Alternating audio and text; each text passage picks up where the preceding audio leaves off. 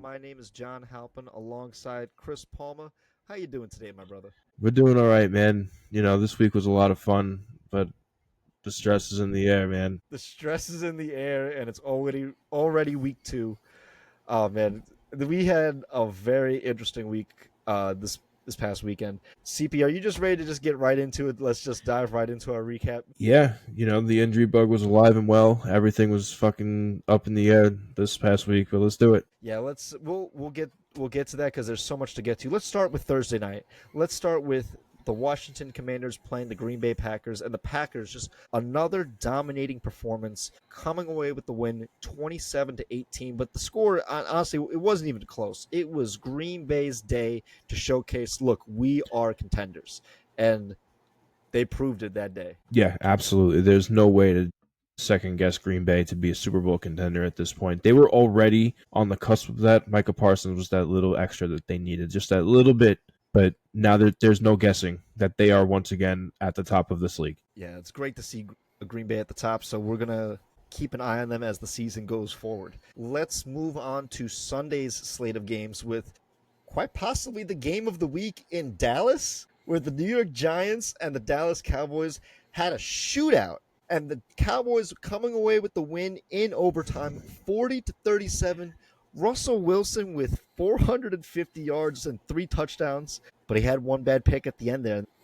Really what sealed it. But man, Dak Prescott and Russell Wilson with the shootout, this was not on my bingo card. No, I don't think that was on anybody's bingo card that the Giants were going to have one of the best games of the year potentially. But I feel like there was a unanimous what the fuck when that interception was thrown. Like, you only have to drive down the field to get a field goal. You are not far from midfield. Why are you trying to throw it all the way down the field? And you threw it at the fucking defender. I feel like the entire country said what the fuck at the same time. That's the thing. What frustrates me is like if he set his feet and actually aimed to throw that ball on a rope He was to open neighbors, by a mile. he was open, and he could have done it. But you live by the moon ball, you die by Die the by moon the ball. moon ball. Ugh. Ugh. I That was a what I the fuck. was telling telling some people that it before the interception, it looked like this was Russell's best game of his career. It looked because I couldn't remember a game where he had 450 yards and 3 touchdowns. And then he threw the interception. But I thought to myself, well, it's definitely not the worst game of his career because we all know what that one is. God. What a game. Again, contender for game of the year. That was a great shootout to see. But let's move on to Pittsburgh, where the Seattle Seahawks came away victorious against the Steelers 31-17. CP, I noticed that your background is a little upside down. Yeah. Yeah, it is. Because the Steelers are upside down at the moment. I don't know what the hell I'm watching right now, but it is not Steelers football. We have no run defense. We have no sustained pressure on the pass. We have no run game. Those are the three things that were staples when it comes to a Steelers franchise. We have none of those. By all rights, we are not a good football team right now, and it is going to be a scary uphill climb for the rest of the year. I will be the first one to tell that it is going to be rough watching when the Steelers are on TV. It's only week 2, and there's still a lot of season left. And I know just saying that sounds more dreadful than it does optimistic, and I think that is mostly indicative of just how the Steelers are playing. Where if they're going to be playing more of this is not good quality football to see. But like you and I were saying off air, man, the Reaper comes. You can fight it Right. off as soon as you want, but the Reaper, he always comes. You can try and outrun them as long as you want. Sooner or later, it's going to happen. Yep. And again, I've been embracing this since Ben Roethlisberger's last year, and everyone's been trying to tread water, put pieces where they don't belong and whatnot. This is it. This is it. This is it. I can't. We're not, at this point in time, we are not a good football team, and it needs to turn around. All I just imagine is like late at night, you're just gonna be hunched over your bed, just be like, "This is it, this is it, this is No, it." this game hurt my heart. This game hurt. It was for this game. It was one of those games where they shot themselves in the foot. They did the most damage to themselves, and Seattle just took advantage of that. And that's what really hurts. Where again, you know your team has the capability to win the game, and they just don't. Baltimore. But that we see it more often than not, and it's tough because again the AFC North is tough, and the AFC North plays the NFC North this year. So those are going to be some tough matchups later on this year. Green Bay, Minnesota, Detroit, Chicago. Those are not places. Those are places Aaron Rodgers is familiar with, but that doesn't mean that they're going to be kind to him, especially Green Bay. They're not going to be kind to him at all. No, they're not going to welcome him back with open arms, let's say. No, but there's more to talk about the Steelers going forward, and we're definitely going to keep an eye on them as the season goes on. Let's move to Tennessee, where the Los Angeles Rams just dismantled the Tennessee Titans 33-19. Rams looking good. It's good to see them put up a lot of points on there, but Cam Ward still looked good. From what I saw, he didn't look too shaken up, and it's tough because it's like you got two tough defenses your first and second game ever of your career. But, to come out resilient and just, put up a fight, color me impressed. I like it. Again, you got to look for little things in teams that are as far into a rebuild as Tennessee. You look for little things. You look for poise in your quarterback. You look for movement on defense. You look for little things to chip away from. You got to remember Matt Stafford is clearly still playing at the top of his game. It does not matter. He's one of the smartest quarterbacks on the field right now. He breaks apart defenses like there's no tomorrow. There's really not many people left in the league who do it like him. He is at a different level of play right now. So going up against that with the team that you have in Tennessee, you have to expect that as hard as you're going to play, it's going to be a different match to watch. Cam Ward, take your little victories as they come. I like the way he plays. He is very mature. He is an absolute leader. So take this one with a grain of salt and just keep it moving. Yeah, it's we're definitely gonna have to keep an eye on Tennessee going forward. But the Rams, it's good to see them do good very early on. So they have a very interesting matchup next week against the Eagles. So that should be a lot of fun to talk about. So, but let's move on to the MetLife, where the Buffalo Bills and Josh Allen took on the New York Jets, and it wasn't even close. It was 30-10 Bills. Bills at the top of their game, but man, Josh Allen with a broken nose fixes his nose back in, says, "Put me in, coach. I got it." That's a true football player right there. And I think that shows a lot of why a lot of America loves Josh Allen, because he's just a fucking football player. Right, that's football. You break your nose. That's you've only seen that a couple of times in this league, other than back in the 70s when everyone was just breaking bones and going back. In the modern era of football, you don't really see that as often, where he literally just sprints off the field, resets his nose, puts a plug in, and goes back out and finishes the game. By the way, he drops 30 on a defense that was seemingly non-existent. That was not the defense from week one. I don't know what the Williams brothers were non-existent. See, this is why off air you and I were talking that I was not really a fan of the Jets coach firing the young kid who made the special teams fumble week one against Pittsburgh. In the back of my mind, this was kind of the idea that they're playing scared now. Everyone's afraid to make a mistake. That's not an okay precedent to set. I mean, to your point, just look at how Justin Fields played. He played poorly. He played so poorly that game. It looked like everyone shook. It looked like he didn't want to make the wrong answer, and it seemed that he was thinking too much, and it really affected his play a lot. And so I feel like part of that. Them releasing that player really rattled the locker room, where it's like in the wrong way. Like if that was not the way to get the message across that we need to be better, that was getting a message across of we are expendable. So that was not the move. And no locker room is going to come together like that. No, and it showed on the field, in my opinion. Feel like that was a major part as to what went into what happened this week. Yeah, it doesn't look too good for the Jets. Looks like it's going to be a very roller coaster of a season. I think Jets fans, again, no expectation this year. That's probably the best thing you could have this year. There's no expectation. Whatever happens, happens. And then take it from there. Absolutely. But let's move on to Miami, where we have another AFC East team that's been struggling in the Dolphins. The Patriots came away victorious 33-27. But man, Miami, again, shooting themselves in the foot. Did their offense look better than it did week one? Yeah, but man, their defense does not look good. They had a players-only meeting after week one, and it seems that nothing resonated from that meeting onto the field. And now the Dolphins play this Thursday against the Bills, and that does not feel very optimistic for the Dolphins to start potentially 0-3. That's rough. Well, If the Patriots can put up 33, imagine what Buffalo can put up. And I'm saying that respectfully. I'm saying that respectfully. The Patriots are on the rise. The Bills are a top AFC contending team. It could really turn into a bloodfest early if the Dolphins defense lets it. They need to watch film and figure out what the hell went wrong.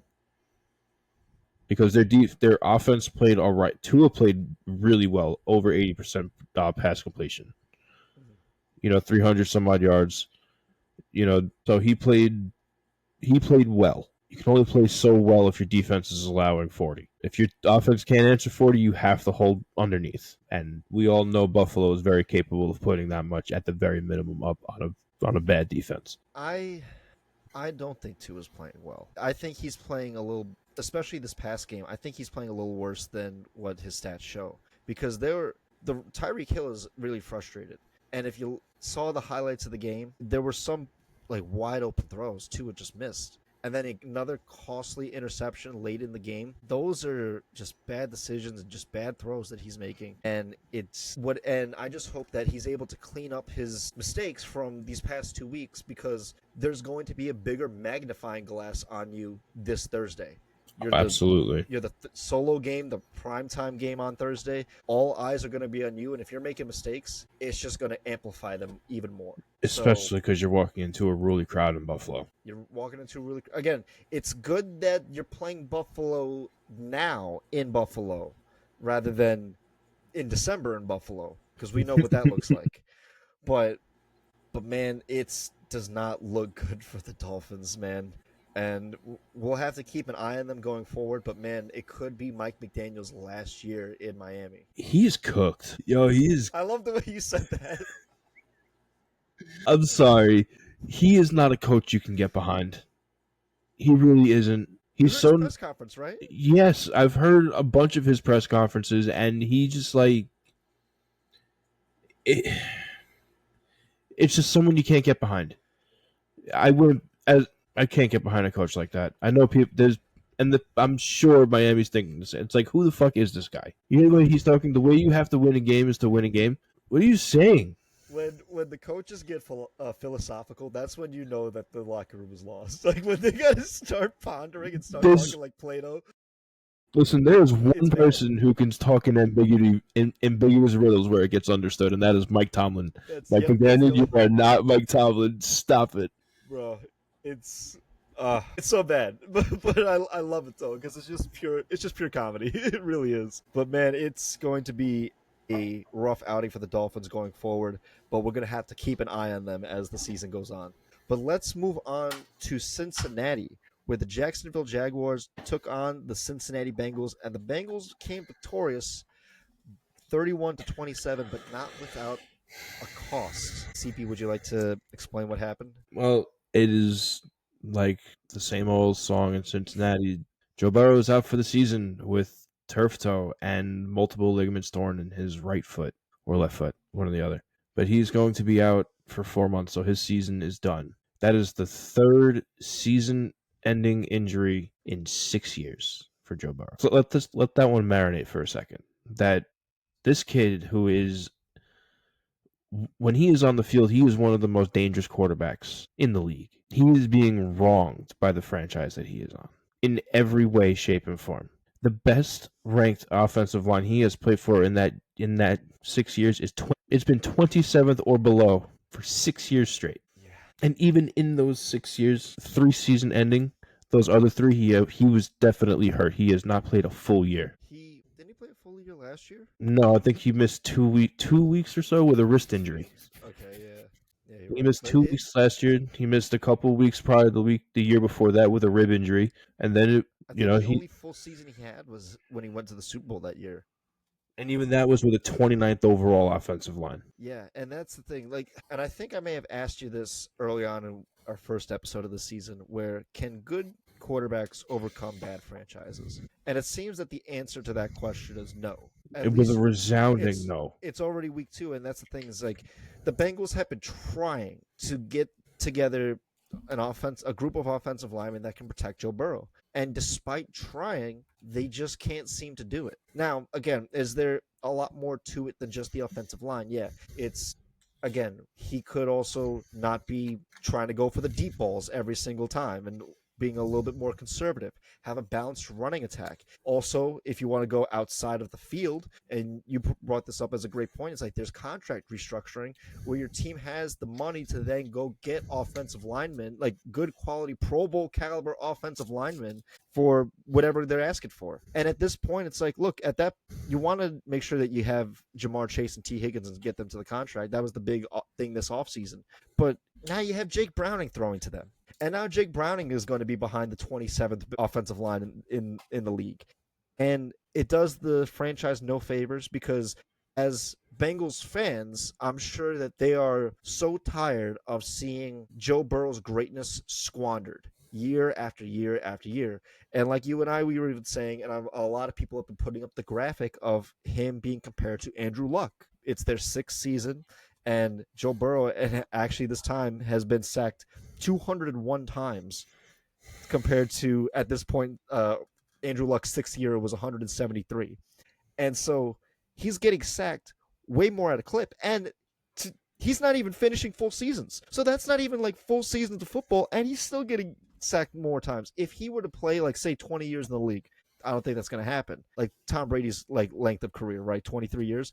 He's on pace to then get sacked 720 times. I saw that shit. That shit's crazy. Not too far off from your bold prediction. Correct me if I'm wrong. Wasn't he sacked 9 times in a playoff game? Yes, that was actually the Tennessee game. Against Tennessee, right. Yes. That was him. Okay. Yeah. No, okay. I was thinking about that. I'm like, this motherfucker was sacked 9 times in a fucking playoff game. And he won. And he won that fucking game. But it's like, that's the shit he has to go through right now. And we started the conversation after 2020. They need to figure it out, or it's going to be another Andrew Luck. And here we are in 2025, where it's literally the same trajectory. He's under contract for another 3 years. Yeah, I don't think he's going to make 3 years at this rate. Or he'll make 3 years, and that'll be it. That'll be 9 years, and that'll be a year and change more than what Andrew Luck did. I remember one season where you and I, at the very end of the year, when the Bengals were in the playoffs, we did the math and did the stats, including the playoffs. Throughout that season, he was sacked 70 times. Disgusting. And it's for the Bengals. Wasn't that the Super Bowl run? If not their Super Bowl run, the year following where they went to the AFC title game. One of those 2 years. But this was Mike Brown, man. I know there's going to be an episode later this year where you and I were going to actually get a deep dive and talk about the Bengals. But Mike Brown, man, the owner of the Browns, you're failing, my dude. He has really been hindering this team, and I think it's time to, when the time comes, to actually talk about him and why the organization is kind of stumped because of him. We can open that jar. That's a jar we got to get to, because again, like we've talked about before, the decisions made by the higher executives of the NFL directly correlate to what we see on the field. And we see it week to week. We see it a lot with the Cowboys because, Jerry's a big target. He's a big mark. Man, Mike Brown, he doesn't get talked about enough, especially with the Bengals roster, because these contract negotiations shouldn't be sagas that we're following year after year. This Trey Hendrickson contract, why is that a thing? That shouldn't have been a thing. It shouldn't have been a thing when you have a fucking bottom 3 offensive line for 6 years. I understand Trey Hendrickson's a great player. I understand. He's asking for so much fucking money that you'll never be able to build an offensive line. Show him the door. I understand. Just like, oh, we can't get rid of him. No, you need to protect your fucking quarterback before you have to start from scratch again, because you're heading down that in like fast pace. We can absolutely open the drawer in Cincinnati one week. I'm okay with that. It might come sooner than later, but we'll have to see going forward. We'll see what Jake Browning can do this upcoming week. Let's move on to game that we talked about last week with Kev, the 49ers and the Saints, and Mac Jones versus Spencer Rattler. San Fran came away victorious 26-21. The score looks a lot closer than it was, but it didn't, from watching the game, it didn't really feel like it. It felt like maybe at the end the Saints got a little closer, but it was just a little too late. But Kev, if you're watching, I hope you had a great time in New Orleans, and I hope you had a great time at this game. Hey, Spencer Rattler, 3 tutties. That's not too bad. Just saying. Hey, it was fun to watch. It's fun. Honestly, I enjoyed watching the film of Mac Jones. I enjoyed watching Mac Jones play. Watched him in college. I do hope he somehow, some way finds a way to revive his career. He wasn't the guy. He hasn't been the guy in a couple of places. I still don't think he's the guy in San Francisco. But Kyle Shanahan is a good coach. He knows how to coach quarterbacks. Good win for the 49ers. Steady fight for the Saints. Keep it moving. Pretty much. Pretty much. Let's move to Baltimore, where we had Joe Flacco's return to Baltimore for the first time since leaving the city. But and Ravens came out victorious 41-17. The game was a tale of two halves. It was a very close first half, very defensive oriented game. But man, once Cleveland once Joe Flacco specifically made those errors of an interception to Nate Wiggins and a fumble recovery for a touchdown by Roquan Smith, those were the two turning points of the game. And Lamar capitalized and got 4 touchdowns out of it. It's like, well, I will say it was very nice to see at the very end Joe Flacco and Lamar hug it out. That looked nice. It must have been a really nice moment for both of them. Where Well, yeah, that's sportsmanship. That's genuine yeah, sportsmanship. That's Hall of Famer to future Hall of Famer. mhm. What you see is what you get with the Browns. You guys should have done what you did to them. Absolutely. You trounced them. There was no reason for you not to. Good win for you guys. We'll take it and keep it moving because we got a very interesting matchup next week against the Detroit Lions. Which, speaking of which, the Detroit Lions played against the Chicago Bears this past week, and Detroit won even bigger than we did, 52-21. Detroit really wanted to make a statement to Ben Johnson, saying, we didn't need you." 52? 52, a 50 burger. I know. Dude, that you didn't. There was no reason to run up the score. You were already up by 30. Sending a message, CP. That's what they did. I know. That was literally a message that was like, stay to Ben gone. Johnson. Yeah, it was sent directly to him. Don't worry, you won't get far. Is what that message was. This will be on your desk, sir. This will be on your desk here. This is what you gave up Oh for my what you God. have, which is crap. Bears continue to struggle. Lions refine their groove. And again, we have a great matchup of the Lions Ravens next week. That's going to be fun. So let's move on to Indianapolis, where the Broncos took on the Colts, and the Colts came away victorious at the last second, 29-28. This game, Denver, What an ending. What an ending. And Denver could have won this game, but they kind of just gave it to the Colts at the end there. And it was before even that. The leverage penalty? Yeah, before that interception by Bo Nix, man, that was crushing in the fourth quarter. And it just sucked the whole momentum from the Broncos to the Colts. But man, hey, Colts, Danny Dimes. Indiana Jones. Indiana Jones, baby, what the fuck? Yo, shout out to Daniel Jones to making. I saw something the other day. It was in the Super Bowl era. This Colts team is the first team ever to go 2 games without having to punt. Crazy. Wild. That is a wild stat. Good on Daniel Jones. I hope you found a home. Worked his way, earned the QB1 spot. I hope he found a home in Indiana. Now, we have seen before the Saints go 2-0 last year and then lose every single game going forward. Well, they decided to put up 90 in 2 weeks, so they were totally gassed. They were gassed. And, I mean, the Colts they're looking good. They're 2-0. I do think that we do get those teams where they do start off very hot earlier on in the season and then simmer down. I think the Colts, even if they do simmer down towards the back end of the year, 9-8 is still good enough to win this division. And are the Colts good enough to be 9-8? Surprisingly, after the first 2 weeks, yeah, they could. They very well could. Can't see why not. So, but good on the Colts. Denver, they got to look at the film, man. They got to get a little bit better because it's going to be a tough road ahead of them for them. But let's move on to Arizona, where the Carolina Panthers played the Arizona Cardinals, and the Cardinals won 27-22. I know you said you saw the film on this, and Panthers, they looked better than week 1? Yes. Bryce Young, for sure. He's, from week 1 to week 2, he is definitely showing maturity and growth. He needs to have a better established receiving room. He is looking more and more poised as the plays go on. The offensive line while still young, they are showing growth. I like Chuba Hubbard as a running back. He's putting the ball on a rope, it's hitting them in the hands, they're not catching it.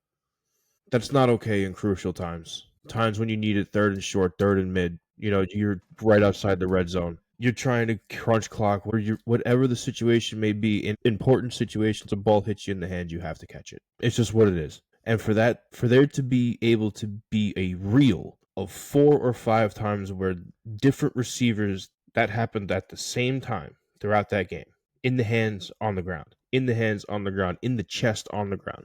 That's not okay. Bryce Young, my hat's off to you for being able to get three touchdowns and have over 300-yard passing game. You played your heart out. The wide receiver room needs to come together and really figure shit out when it comes to crunch time catches, because then they can really make some fireworks happen. Yeah, they just got to be better and just got to take the film 1 week at a time and learn from it. Otherwise, we're just going to have another long season, and the fact that it's going to be 16 more weeks of football. If that sounds dreadful, then it's team's not looking that good. Correct. So we'll have to keep an eye on both of these teams going forward. But Carolina, just get in the film room, man. Just got to get in that film room and just start taking those reps. Just keep getting better every day. Absolutely. Let's move to Kansas City, where we had the Super Bowl 59 rematch between the Eagles and the Chiefs, and the Eagles winning this game 20-17. This was a close one, but I think we really kind of got to see that both of these teams are not the same as last year's teams. These are different teams, and they look very mortal, both of them, actually. Eagles won, but man, their passing attack is ice cold. Ice cold there. And now, because of this game, there were a lot of uncalled false starts on the Eagles that on 4th and goal, when they pushed, that really put a magnifying glass on the league where it's like, oh, look, if they're not being properly aligned and if they're getting the jump every single time, then we may have to readdress the controversial take of the push. But what were your thoughts on this? The controversy behind that is the refereeing. You got to pay closer attention. Again, you line up, number one, everybody in Kansas City's lined up in the neutral zone. You're not calling it.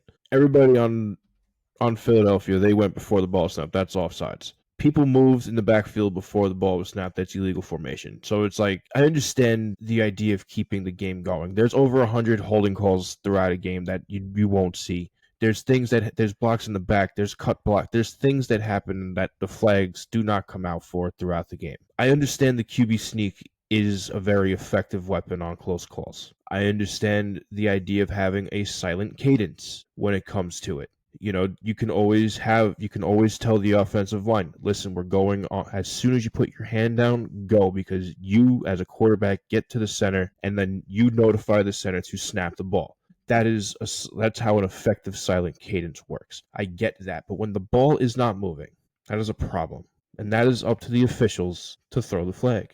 That is not for the players to officiate amongst themselves. If it doesn't get called, you have to get up and you have to keep going. Now, is it an anomaly that they're going offsides? Probably not. That is the truth. Probably not, because they're probably doing a silent cadence and Jalen Hurts isn't getting there on time.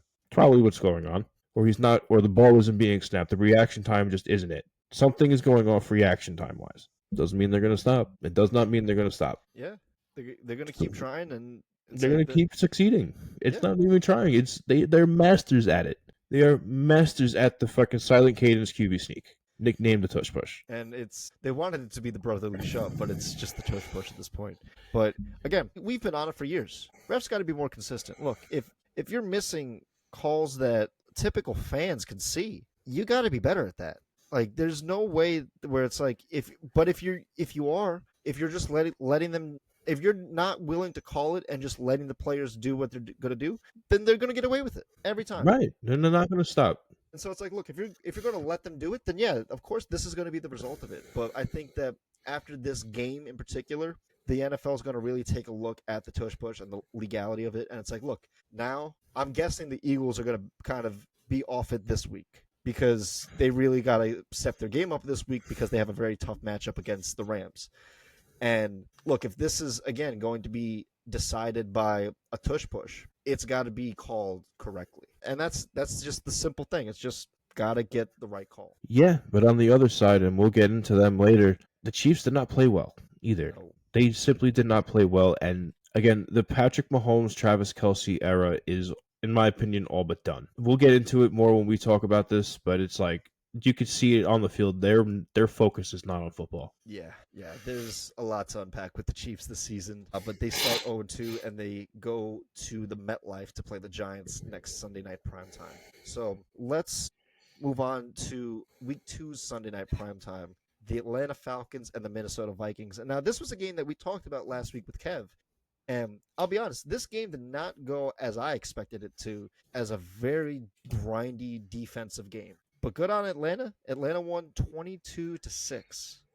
CP, your thoughts on this one? Good game, good fight, but now JJ McCarthy out for 3 weeks. So Yep. Vikings take another hit. Also wanted to say Khalil Mack out 3 weeks with a That's right. separated elbow. The injury bug hit heavy this week. So there's a lot of backups coming in. There's a lot of key people that are out going into week 3. Yeah. JJ McCarthy being one of them. But good on for the Falcons. Again, I think they are really rising as one of the top zone running offenses in the league in short time. And Michael Penix looks pretty good.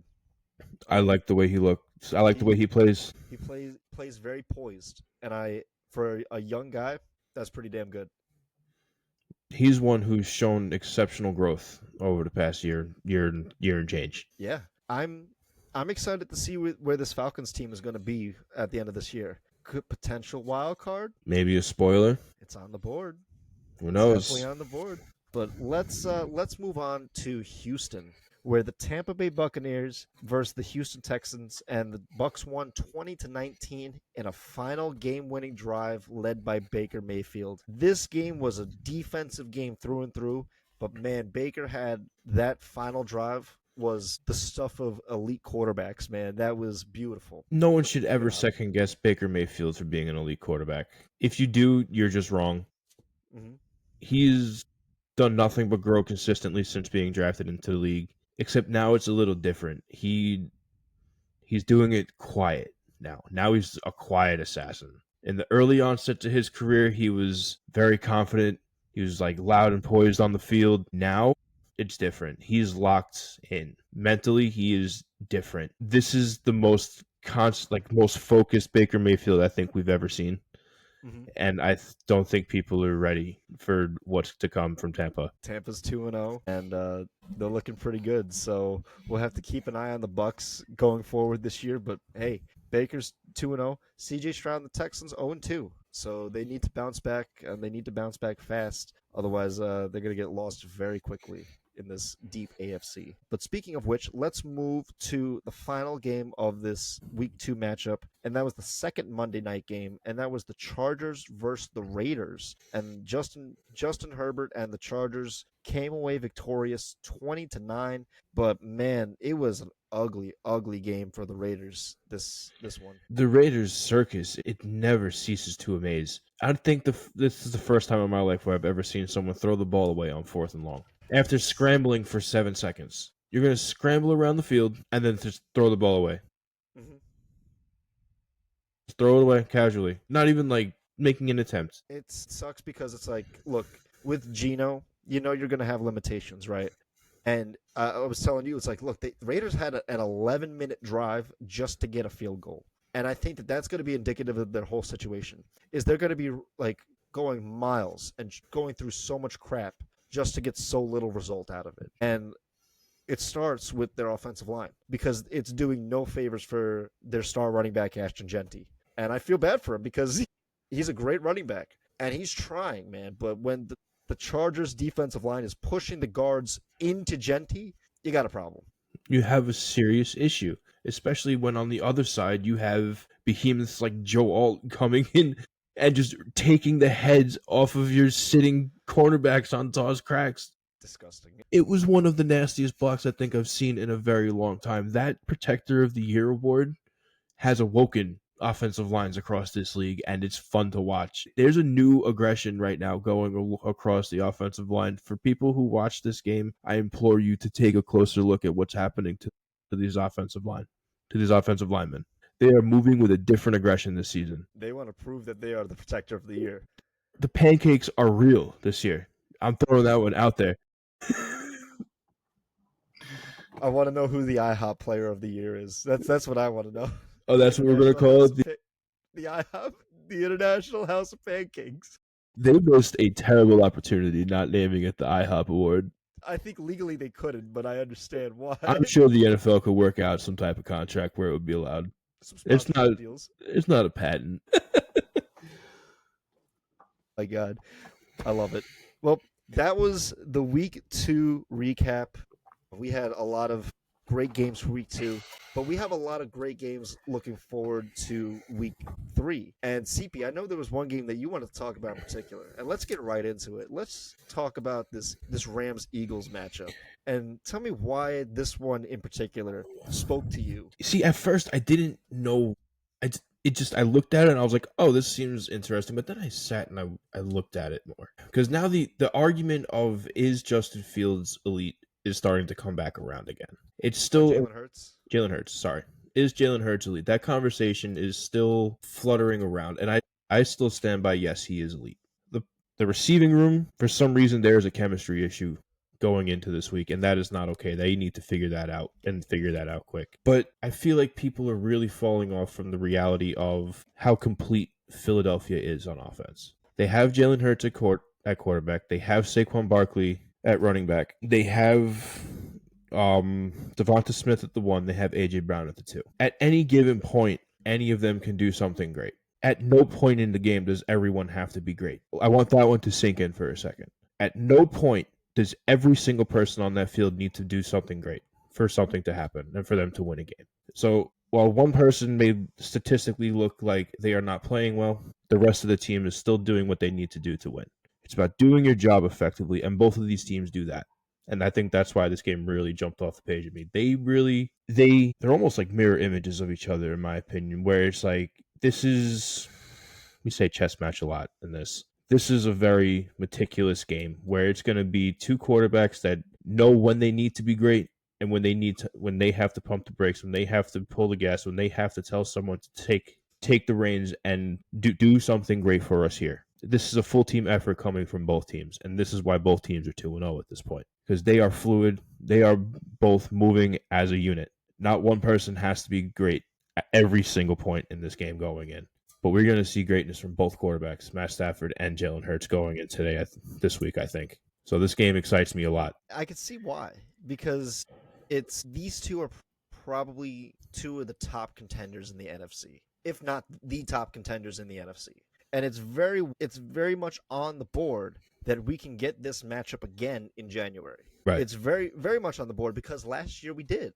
They played in SoFi last year. Eagles blew out the Rams in SoFi last year. I think it was like 37-14 or something like that, or 37-20. Saquon just ran away in that game, and Rams had nothing to stop him with. And when they met up again in Philly in the divisional round last year, that was the game where it started to snow, and so the start of the game, the field was bare, and then by the end of the game, there was at least an inch of snow on the ground. Right. And Saquon had another great run to ice the game, and that's essentially what won Philly that game, was that really long dagger of a run where it's like, again, not every player needs to be great, but if you have that one player that does, that makes a huge difference. Absolutely. And Saquon has been the heartbeat of that team ever since he got there. And Philly loves Saquon. The O-line loves him. Jalen Hurts loves him. The city loves him. The coach loves him, right? Because there's no quit in him. And when he gets going, and I think we've said this before, where it's like, he's kind of like a chainsaw, where it's like, he may not get those big, like, he'll get 2 yards, 3 yards, 4 yards, 2 yards, 3 yards, 4 yards, and then boom, have a big run that just changes the whole complexion of the game. And he did that for the better part of the Giants, but when he was on the Eagles, the lanes just opened up so much more for him. And he was able to just do so much more in open space. And Philly embraced that. And they're like, look, we've been a running team before he got here. We've always been a power running team. You just fit right in. Yeah, exactly. He just fits what we're doing much better than DeAndre Swift, who was before him. For the Rams, the big question is, can you stop Saquon? And that's a very black and white question, and I'm curious to know if they can. because that he's the one player where he killed you both those games last year Right. in the regular season and the postseason. Can you stop Saquon? And if you can, how does that Philly offense look when they have to throw? Because the first two games of this year, Philly has not really needed to throw as much as they can, right?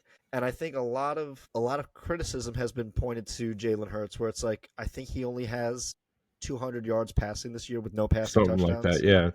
And I mean, that's okay. I mean, that's actually not that good of stats. But again, like we talked about before, where it's like you don't need to be Superman every game. But if you're able to kind of do what needs to get done, you can win games like that. And that's what Jalen Hurts has done. It's like he's not putting up the flashy numbers, but that doesn't mean he's not elite. That doesn't mean he doesn't have that capability in him. Because what if the Rams come to town to play Philly, and Philly puts up 40, and Jalen Hurts has 300 yards, 3 touchdowns, and just silences everybody. Right. What And happens then? I don't think anyone, maybe a few people, would be surprised. And if you are surprised, you just haven't been watching Jalen Hurts, Right. because you and I have been saying it for years. He's special, and again, he doesn't need to be slinging it that hard like say Joe Burrow does, or less is more. And especially when you can rely on your teammates to get the ball, like Saquon. Yeah, of course, it's like if you're having so much success running, then of course the wide receivers, they're not going to be getting their targets. AJ Brown, I get it. I'm sure he's frustrated because he wants to be great, and he wants to showcase his greatness as a wide receiver. And I think he only had 36 yards against the Chiefs. And I mean, again, the Chiefs defense is tough. Like Steve Spagnuolo, he's a good defensive coordinator that's going to really play you guys tough. With the Rams, they have a really good defense too. And so don't be surprised if like you got to just keep going to what's working. If the Rams can't stop Saquon and, they shut out the wide receivers, so be it. That's going to be the game plan, and that's what you got to do. You got to ride the hot hand. And Philly will always be a run first team before they're a pass first team. And if that upsets people, so be it. But the results speak for themselves because they won the Super Bowl. So there's something to be said where again we've said it before for fucking years. There's still a formula for winning games, and it doesn't need to be slinging the ball for 400 yards every game for 3 touchdowns, moonball, everything, right? Giants proved that you could put up 37 and still lose, right? Yes. So, but there's a formula though. It's no turnovers from your quarterback, have a solid run game, and a solid defense. And you could be a great team with that.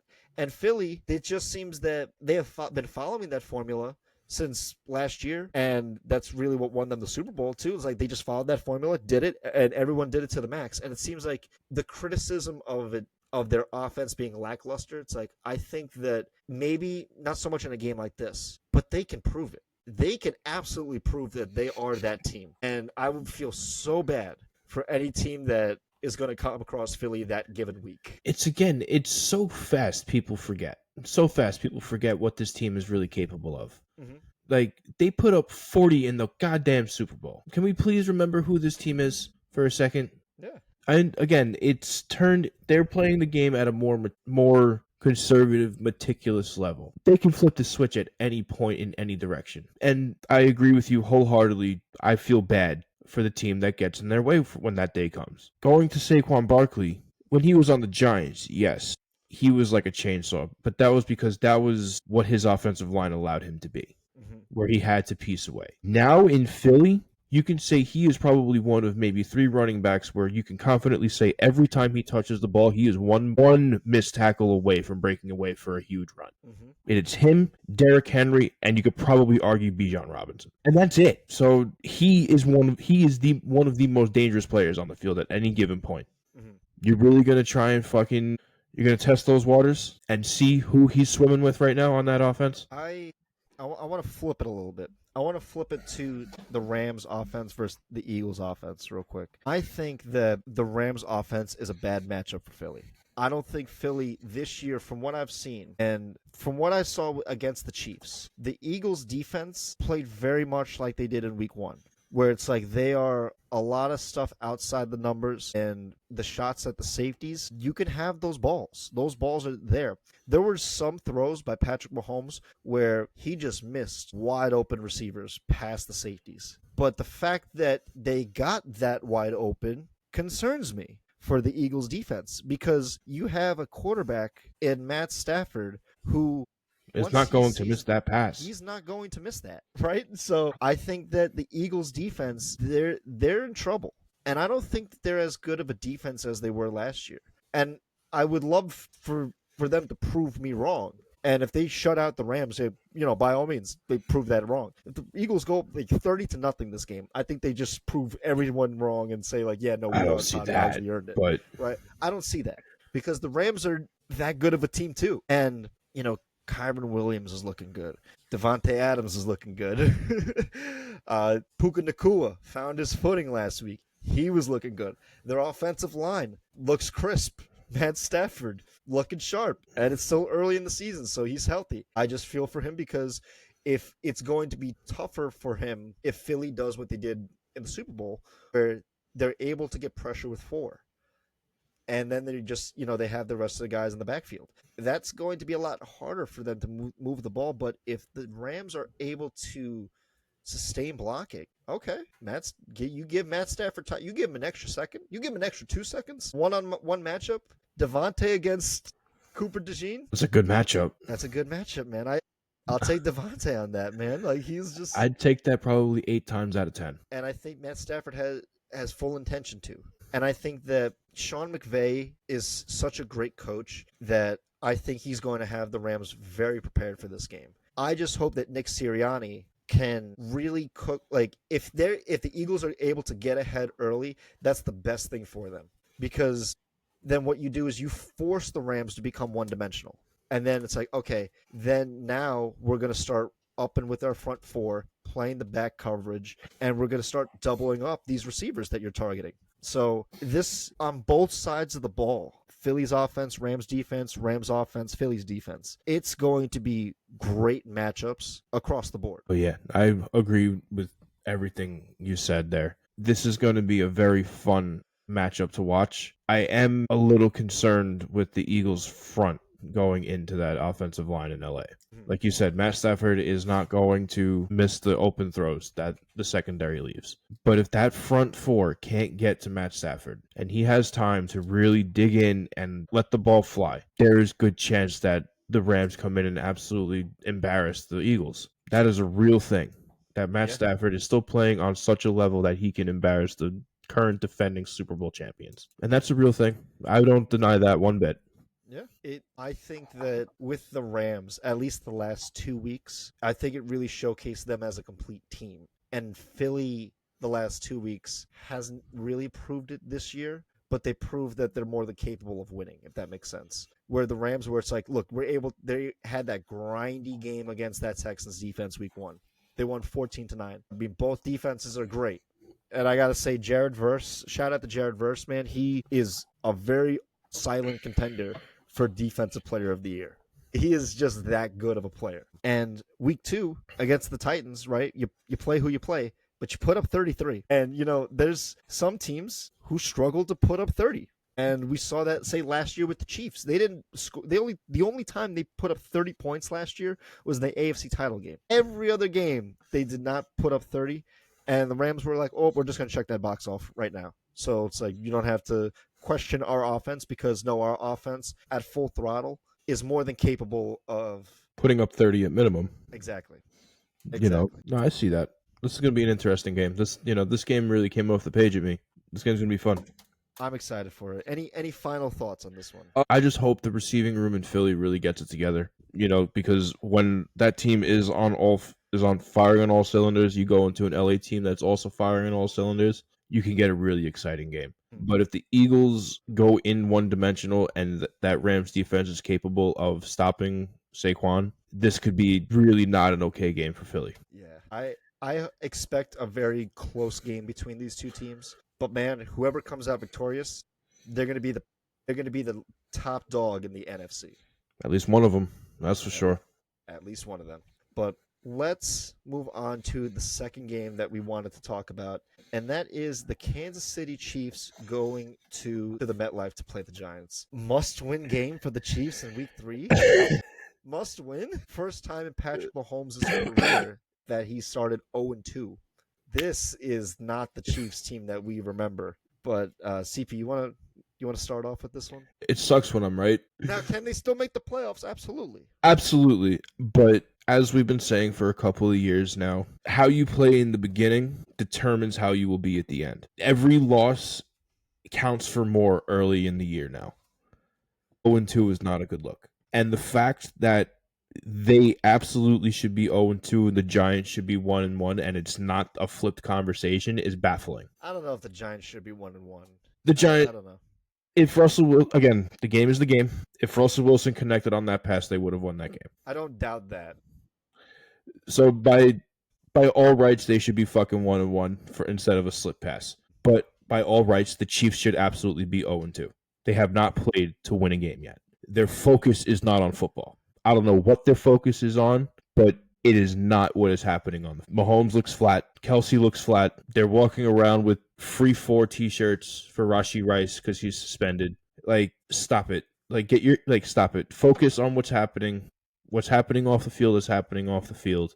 You need to focus on winning games, and when Rashee Rice comes back, he will continue to help you try and win games. But you have to focus on the field because this Giants team apparently is ready to play. They seem to be ready to play at the very least. So I like Cam Scatterbo going into this game. I feel like Russell Wilson bought himself maybe another 2 weeks before they put in Jackson's heart. But if the Kansas City Chiefs come out flat, we might be seeing a fucking weird upset that I don't think people are expecting. The Chiefs come out as flat as they've been the last 2 weeks against the Giants team that came out last week against Dallas. It's going to be a hard day for Kansas City, and that's the truth. Yep.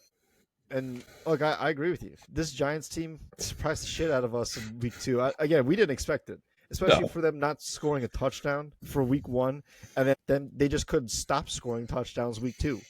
So my expectations for the Giants are like, I don't know what to I don't know what to make with them. I don't think we'll get that again week 2. I don't think we're going to get Russell Wilson resurging his career again against a Steve Spagnuolo defense on primetime. I just don't see that happening. I think that the Chiefs are going to make this a grindy game.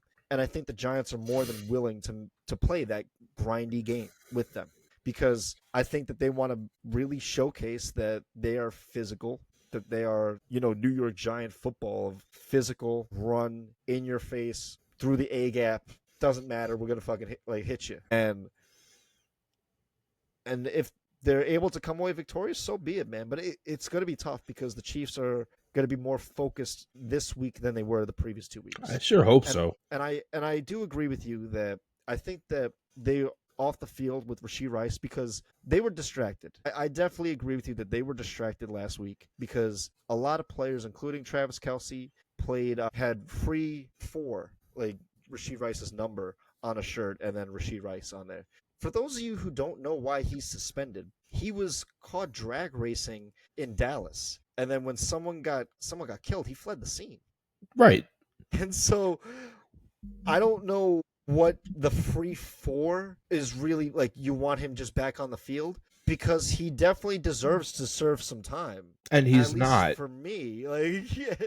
He killed someone. He was sentenced to, some probation and shit like that. He's got to fulfill that. So I don't know what the Chiefs expected to accomplish with that because they don't have the strings politically to do that in the judicial system. If they think that they do, so be it. But that focus is not on the field at that point. And what concerns me with the Chiefs, they're struggling, and let's ask the question why. They can't run the ball for shit. Mahomes is their leading rusher at the moment, and he shouldn't be because he typically saves that extra gear for the playoffs. That's when we see he mostly run. But the fact that he feels that he has to run because Isaiah Pacheco and the rest of their running backs can't break through, and Mahomes is like, fuck it, well, I guess I'll have to do it myself. It's not. Outside of the Ravens, it's not a recipe for success to be relying on your quarterback to run the ball. Right. And Lamar's different, right? But Mahomes can do it, but that's not what you game plan for. He's doing this out of pure improvisational talent. Now, it sucks when you can't run the ball, but it also sucks, too, that your receivers keep dropping the ball, and especially Travis Kelsey, where he had huge Huge drop against Philly where it came out of his hands and out of his chest and then right into the defensive back's hands. And then it was picked off in the end zone, and that was the turning point in the fourth quarter. But Travis Kelce catches that pass 9 out of 10 times. And it's the one time he didn't, and man, that killed them. It absolutely killed them in that game. So they struggle to run the ball. They're struggling to pass the ball, and their defense is fine, but their back end of their defense is susceptible. And it's also hard for them to stop the run. Did they stop Saquon? Kinda. They contained him a little bit, but he still got his. He got a touchdown. He was still able to find the gaps. And it's going to be, is the Eagles' offensive line leagues above the Giants? Absolutely. And are the lanes going to be as open for Scatabo and Tracy than it was for Saquon? Probably not. So the Chiefs might have a little bit of success stopping the run this week. But entire problem is their offense and their offensive lack of production. And we saw it last year, but it was kind of excused because they were winning. But now it's like, no, you're not winning these games. Teams are just that good, and you're struggling to even put up 20 points. Now, the Chiefs play the Giants this week. Week 4, they play the Ravens. And I don't know if you heard, CP, but we scored 40 the last 2 weeks. Bless you. Thank you. No, I heard. And again, the Chiefs cannot come out flat. It's almost unheard of. Again, like you said, this is the first time ever in Mahomes' career where he started 0-2. Mm-hmm. Let's keep in mind, Andy Reid as a coach has a 90-plus some odd win percentage in the month of September, and at home in Arrowhead. Mm-hmm. Both of those went down last week. It was great winning after a loss, too. So the illusion's broken. The illusion's broken in Kansas City. It seems, Andy Reid, as much as we love him, it seems like physically coaching is starting to take his toll. He seems to be moving a little slower. The decision making seems to be a little less. And the team is just flat. They need to find something to amp themselves up going into this game, or it's going to be ugly.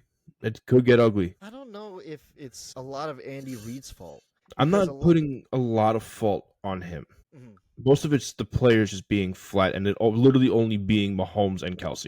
That's really that's the ultimate issue right now in Kansas City, is that there is no one else but them two. Yeah. And the both of them are off key by a long way. Mm-hmm. They're both playing flat, so the rest of the team plays flat.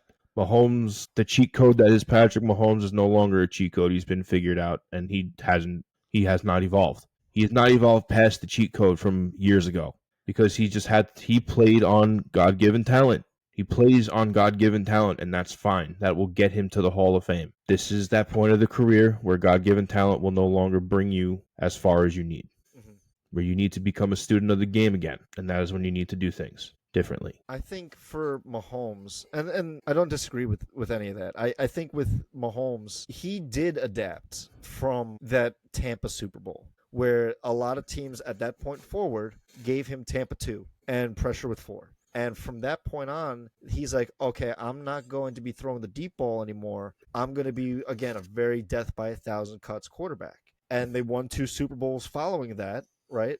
And then it seems that now the league is not saying the league has adapted where it's like, you need to be better. Because the offenses now, again, especially in the AFC, the top contending teams, the Ravens, the Bills, the Chiefs. I mean, you could say, again, Chargers, Burrow before he got hurt and all that stuff like that. But they're typically teams where it's like you can rely on them that their offense is not an issue. At the very minimum, their offense is not an issue. Because it's like on any given day, you could see them score 30. It's just because they're just run that efficiently. I think Mahomes adapted to playing more conservative, but he never adapted out of that. And it seems that everything is so conservative, and that every game, even last year, a lot of one-score games, because it's a lot of grindy games. It's being led by the defense. And the Chiefs, like for the last couple of years, and we said it last year too, it's like they are now a defensive-oriented team than they are an offensive team. And the defense can only hide so much of your offense, right? The strength of your team can only cover up so many flaws. But at the end of the day, it's like the flaws will still be shown. And this is Sunday night primetime against the Giants. And the magnifying glass is going to be huge on this game, especially if the Giants are leading late in the game and the Chiefs can't get a score, this is going to be very concerning for them going forward. And again, the Giants are more than willing to make this a grindy game. They're more than willing to play that. But it seems that Russell Wilson says, "Hey, if you need me, I'll be willing to throw some moon balls there." I mean, that'd be fun to see. But I don't think that Trent McDuffie's too good of a cornerback for him to let Malik Neighbors get behind him. But I'm interested to see that matchup between Neighbors and McDuffie. That should be pretty good. But this game, 2-0-2 teams, one of them is going to come victorious. But I think this is going to be an ugly, ugly game because the Chiefs can't seem to get out of their own way, and it's going to be ugly for that reason for them. And the Giants just play an ugly football, and we've seen that for years. Right. Someone's got to win, though, right? No, they can tie. They can tie. Dude, if the Chiefs tied the Giants and they start the year 0-1, that's almost worse than the Chiefs starting 0-3. I don't know if it's worse. It's almost worse because you tied against the worse. Giants. I know. That's the thing, though. It's like the Chiefs, we expect better from them. You want to talk about the Reaper taking his? Yeah. I know. That's the thing, yeah. What? The Reaper took his as soon as Cooper DeJean picked 6 fucking Patrick Mahomes in the Super Bowl. That was it. You've done it. You're done. I think and I think there's something to be said with that too, because there's some things players never forget. And I think that sometimes a player, we're human, right? We're all human. This is a human game. There are just some things players they'll never forget. Right. And for Mahomes, that's something that he's got to live with. And for his sake, I know for years, he's wanted to say he wants to get back to spreading the field and going downfield. But I just don't think that this team has the requisite talent to do so, but not for a lack of trying. I mean, man, they are trying, but when Travis McKelsey is bumping into his own players, dropping balls, Mahomes is missing wide open guys down the field that would get you a guaranteed touchdown past the safeties. And Mahomes you can't run the ball. These are all characteristics that we think of, say, the Giants, not the Chiefs. But it seems fair enough that this is deservedly on Sunday night primetime because, look, unless the Chiefs beat the Giants, then we're not going to think of them in that caliber, that high echelon caliber of contenders, at least for this year. But for the Chiefs, they have to get right here. Because if they don't, it's going to be a long season. What if the Giants use this as a get-right game? Oh, my fucking God. What if they turn the tables and they use this as a get-right game? Then Russell Wilson's comeback player of the year at that point. You know what I'm saying? Like, I'm not saying it's a high probability of happening because there's a lot of issues in New York with the Giants. But what if? I'm just throwing that seed of what if out there. What if they flip the script and they capitalize on how flat Kansas City has been? What if? What is the conversation next week then? Kansas City, you're fucked. Fucked, kid. What is the conversation about Kansas City next week if they fall 0-3 like that? Yeah. Then it's going to be a lot of self-reflection. Who knows? Mahomes might get philosophical at that point, but we all know that they're done at that point. Last thing I'll say about this, the Giants gotta stop getting those needless penalties, man. Oh my God, that's such a riddled thing. The penalties killed them so much in that game against Dallas. Despite them still being in it and having the lead at the end, penalties will kill you, man. And they just don't seem like they're that disciplined of a team. If Russell Wilson's saying, I'm going for fuck it balls downfield, and Giants defense is just getting fucking hold, like just everything on them, of course this team's going to crash and burn. And that's kind of expected. But if you want to be a better team going forward, got to be more disciplined. Got to clean up those penalties. There was I forget who it was on the Giants defense, but he got 4 different penalties on the same drive. That was an offensive lineman. It was left tackle. Okay, it wasn't an offensive lineman. He got it was 2 offsides and 2 unsportsmanlike conducts. Oh my God. 40 yards. And that was the opening drive of the game. That's unacceptable. The first one, so this is what it was. The first one was an unsportsmanlike where he took a right hook and literally right hooked a defensive end across the skull. I saw that actually. Punched him to the floor. 1 offsides again.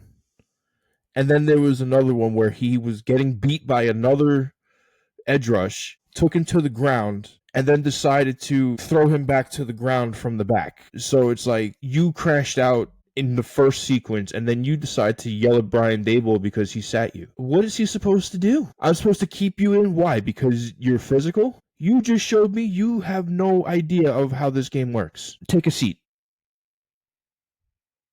I think, Good on Brian Dable for putting him on the bench. yeah. Take a fucking seat. Bill Belichick said it best one time. He's like, if you're not going to listen to me, I'm not going to have you into play. Right. He goes, I don't care who you are. Yeah. If you're not going to listen, I'm not going to let you play. Who was it in the Patriots? I think it was Devin McCourty. He fucking kept him on the sideline until the third quarter because he fucking showed up to practice late one year in the Super Bowl. I think so. I remember that. And then he also benched Malcolm Butler in the Philly Super Bowl for no reason. Right. He saw no playing time. So no playing time. For whatever reason. For what? I think he missed a film session or some shit. It was something stupid, and he didn't get any playing time. Yep. So we'll see. We'll see what happens.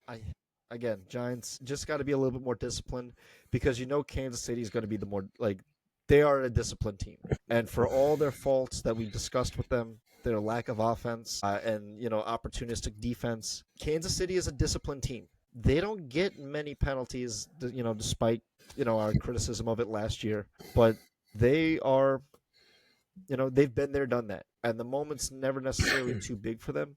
But for the Giants, it's like, look, you got to be up for the challenge. And if you are to beat the Chiefs, you have to make sure that you don't shoot yourselves in the foot, and you got to come out disciplined. You got to play clean. Got to play clean, and that's it. One turnover could decide this whole game, and that could be it. One fumble decides it, right? And again, if it's going to be a grindy game and where teams are going to be trying to run the ball and trying to move, it's going to be crucial that whoever plays the most disciplined is probably going to be the one who wins. That is the truth. But any final thoughts on this game, CP? Giants, just play clean and see what happens. Chiefs, you have to put some wind in the sails or you're going to get left behind, and it's really concerning to say that going into a primetime game about you. Yeah, this has to be your get-right game, because if it's not, it's going to be a rough season going forward. Especially after this week, they have Ravens, Jags, and Lions. So it is a tough schedule for them going forward. But CP, I don't know about you, but I'm ready to make some picks. Are you ready to make some picks?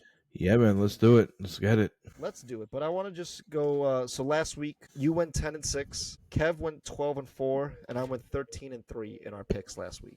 Very nice. So we'll try to keep track of that going forward. But CP, I think this Thursday night game is a gimme. Yeah. Miami Dolphins versus Buffalo Bills. Who you got? This game isn't gonna be fucking pretty. Buffalo. Dolphins, you gotta turn it on. Buffalo by how much? As it sits, probably 14. God damn. I want to see a clean game from Tua. He's been really, I don't think he's been really good in the last couple of weeks. He's been pretty bad. Costly turnovers, killing his defense. Give me Buffalo, but man, Miami, I want you to lose close. And I need you to just show that there's still life in you, there's still a heartbeat, there's still a locker room that gets behind this team. Because if all is lost, man, we're not going to see Mike McDaniel and we're not going to see Tua. And we're probably not going to see Tyreek either. And then we're going to be seeing a whole different Dolphins rebuild. So we'll have to see that going forward, but I'll take Buffalo. Let's move to Sunday's slate of games, starting with the Cincinnati Bengals with Jake Browning versus the Minnesota Vikings with Carson Wentz. CP, who you got? We were robbed of a really good game here. Yeah, we were. Joe Burrow and J.J. McCarthy. I really would have liked to have seen that, but I'm I think still you're gonna have content with it, but we'll see. I think you have to give me Minnesota. I have no trust in that Cincinnati offensive line. It doesn't matter who you put behind that. They're going to be running for their life no matter who they play. Yeah. I'm going to take Cincinnati. I think Jake Browning, despite being that offensive line, he understands that system a little bit better than Wentz to Minnesota. And I think Jake Browning, again, he at least has some repertoire with Jamar Chase. So I'll take Cincinnati over Minnesota. But let's move on to the AFC South, where we have the Houston Texans taking on the Jacksonville Jaguars. This should be a really good one. I'm excited for this. CP, who you got? I'm going to get Houston. I'm going to hope that this is a get-right game for them, but it should be an exciting game to watch. Again, that Jags offense versus that Texans defense. That's the matchup, and I'm really excited to see that. I'm going to take the Texans because I have a lot of faith in that defense, and I think Will Anderson, man, I got to give him a shout out. He played really well Monday night, and he's very happy to have his former teammate Sheldon Rankins alongside him. So I think that defensive lineman is great. Shout out to Will Anderson. I'll take the Texans. If they don't get right from this game, if the Jags win it, hey, good for them, and they're 2-1 and in healthy contention for the division. And it's going to be great to talk Jags going forward. But if the Texans fall to 0-3, we may have to That's a start draw to unpacking open. Yeah, that's a draw to open then. 0-3 is not a good look. that. Absolutely not. So let's move on to the second AFC South matchup: the Indianapolis Colts versus the Tennessee Titans. CP, who you got? The Battle of the Blue. I think you're going to have to give me Indianapolis, man. They're on a wave right now, and that wave is being led by Daniel Jones. But I am also going to be looking at Cam Ward again. You know, he's not playing the strongest of defenses. This could be a game where he actually shines a little bit. You know, where that offense could like get not a get it could a get together game. You know, they may wind up losing this game, but this could be like a cohesiveness game for them where they figure out who they are as an offense. I agree with everything you said, and I'm going to take the Colts because of everything you just said. Because I do like Cam Ward a lot, and I do want to see him really flourish. And like you said, Colts don't really have that good of a defense, so it's kind of a little step back from the last two teams that he faced. But hey, Daniel Jones, man, having a resurgent career, good for him, man. I'm really glad. Colts impressed me the first 2 weeks. I'll continue to ride with them in week 3. Yeah, ride the wave. Ride the blue wave, baby. Let's move on to Washington, where we have the Las Vegas Raiders coming to play the Washington Commanders. Who you got? Give me Washington. That offensive line in Vegas is a joke, and Pete Carroll, Geno Smith, it just early on it does not seem like it's a good fit. Geno Smith, he seems to just not know what to do with the ball. Again, this late, again, I don't know what happened from Seattle to here. He forgot what to do with the ball again. He struggled mightily to throw passes down the field past the first down marker. He's struggling to throw past 10 yards. And, against the Chargers, I mean, we could see that, right? The Chargers have a solid defense. Washington, they solid enough. They're up for the challenge. But, man, like you said, their offensive line just does them no favors. And it's atrocious. And I'm going to take Washington to really decimate this Raiders team. I don't think it's going to be close, but we'll have to see. Okay, let's move on to Philly. Game of the week potentially in the Rams versus the Eagles. CP, who you got for this one? This one's tough, dude. You're going to have to give me Philly with home field advantage. You know what I'm saying? But this game could really turn into a fist fight, and I'm excited for it. I'm going to take the Rams on this one. I think Philly's defense is a little bit concerning for me. But if they continue their struggles on offense, that's going to be another conversation to be had.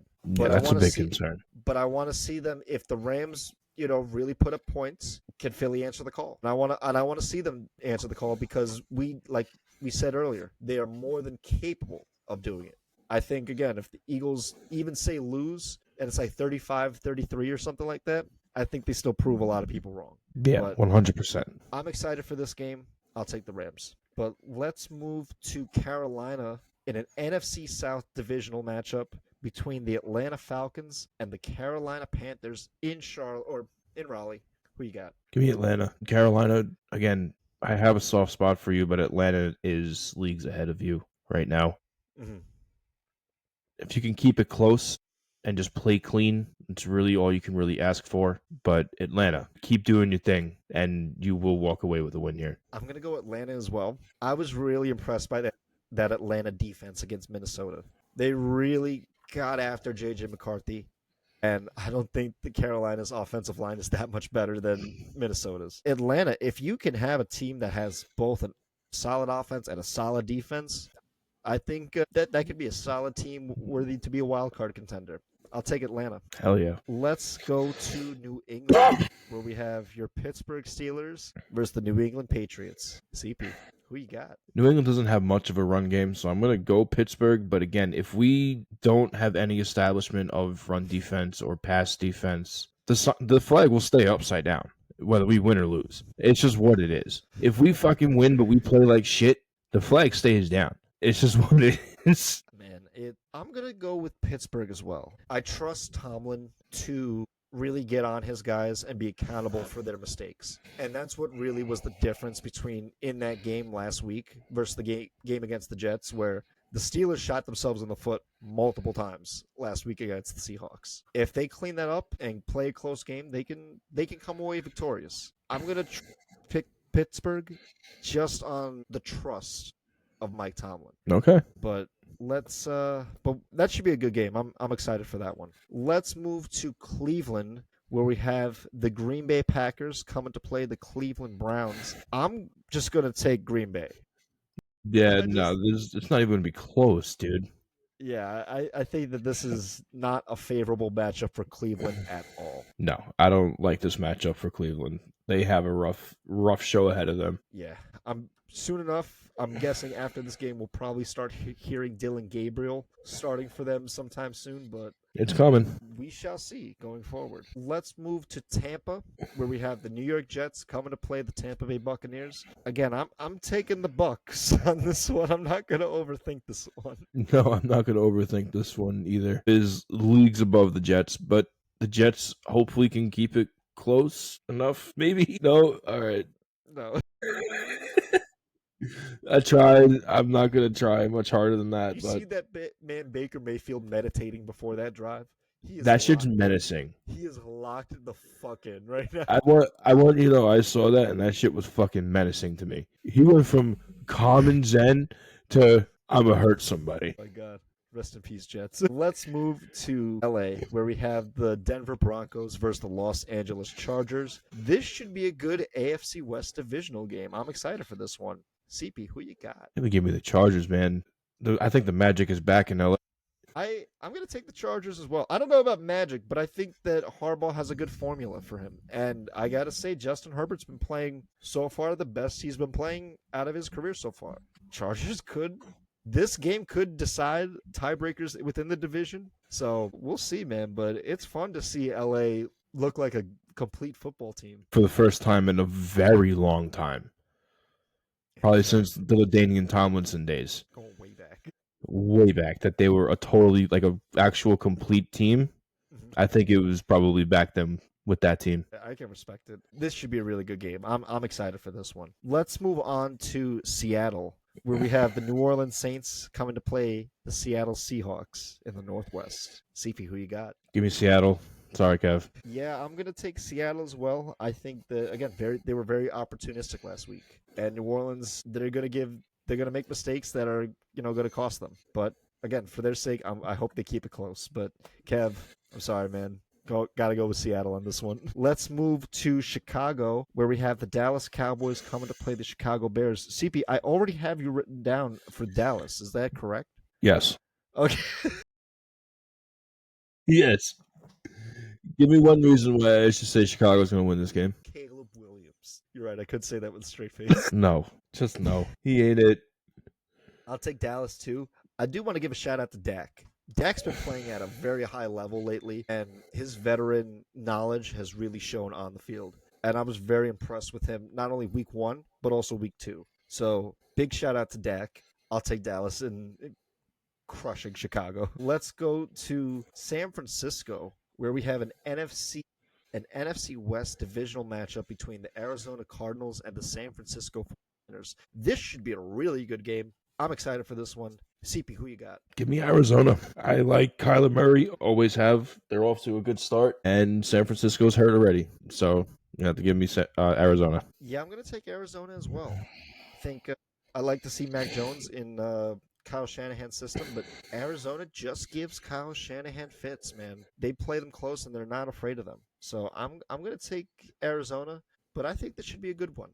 and I'm excited for this one. Let's move on to the Sunday night primetime game between the Kansas City Chiefs and the New York Giants. CP, who comes away victorious on this one? Give me the Giants. No way. I'm calling upset. I'm No calling the way. Giants upsetting Kansas What? City. I'm doing it. I'm doing it. I'm locking in the Giants upsetting Kansas City. What? Yep, I'm doing it. Wow. With big blue faithful. I'm Wow. doing it. I'm doing it. I respect it. I respect the fuck out of it. Bold. I'm not that bold. I'm going I Kansas know you City. ain't that bold. You played it safe. I can't have faith in the Giants, man, because again, if it's going to be that grindy game, then I think the Chiefs can come away victorious. But man, if Russell Wilson somehow just lights it up again, holy fuck. Holy shit is I would right. be proven wrong. And I'll be glad to fucking eat crow the next day. But goddamn, this should be a very physical game. So let's move on to the final game of week 3. The Detroit Lions coming to Baltimore to play the Ravens. CP, this one should be pretty good. Who you got? I need y'all to lose. I know you do. So I'm going to have to go with Detroit, but I'm very interested to see how this game plays out. I'm going to be honest with you. Of course, I'm taking my Ravens, right? I'm taking the Ravens. I think this is a blowout.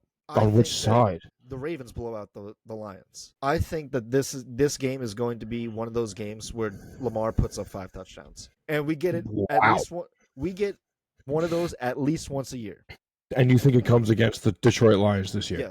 Yes. Wow. I think that this. I would love to be proven wrong, and this is a very close game and a very competitive game. Lamar. That's bold. The last time Lions came to play Baltimore, we won 38-6. It was not even close. Lamar loves to beat up on the NFC teams, and man, him and Derrick Henry love primetime. That is the truth.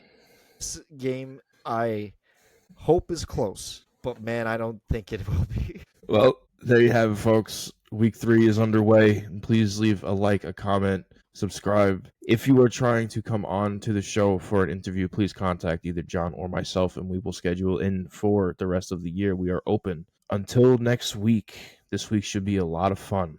Thanks, guys.